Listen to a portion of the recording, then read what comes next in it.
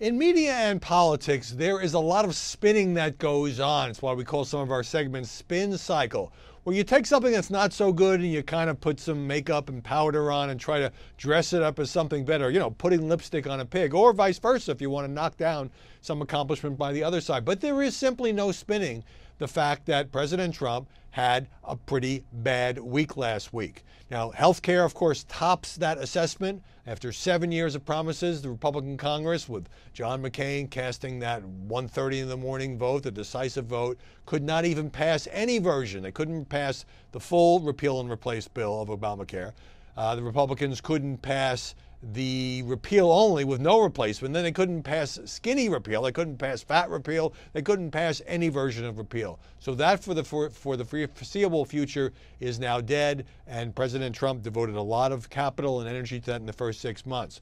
Also, you had this extraordinary circumstance where Congress, by veto-proof margins, passed legislation to toughen sanctions on Russia. This, in part, kind of part of the fallout of the Russia investigation, because it was a bit of a slap.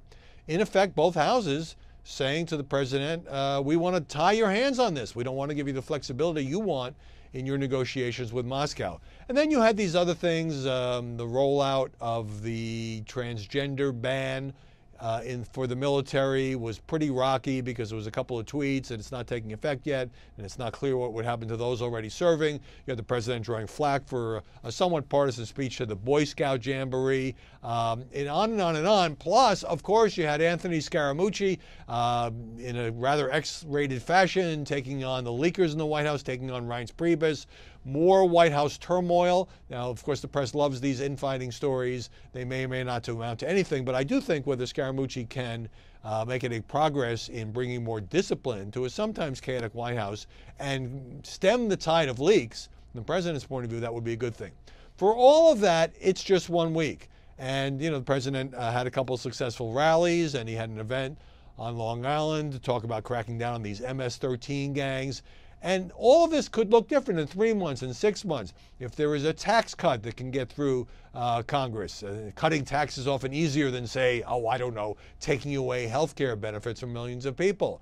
If some kind of infrastructure proposal emerges, if the president does well with any crisis that comes up in foreign affairs, if he continues to make progress or at least change policies at the Justice Department on crime, of course, that would mean he has to kind of sort of make up with Jeff Sessions, who he gave a very rough time last week, and that also generated a lot of negative stories. Now, look, there is simply no question that the press has been consistently and almost relentlessly negative toward this president from the day he took office, but that you can't blame it on the press that the Republicans couldn't pass a health care bill, or that the Congress, both of houses led, of course, by Republicans, did pass a tougher sanctions bill against Russia that the president didn't want, and on and on and on.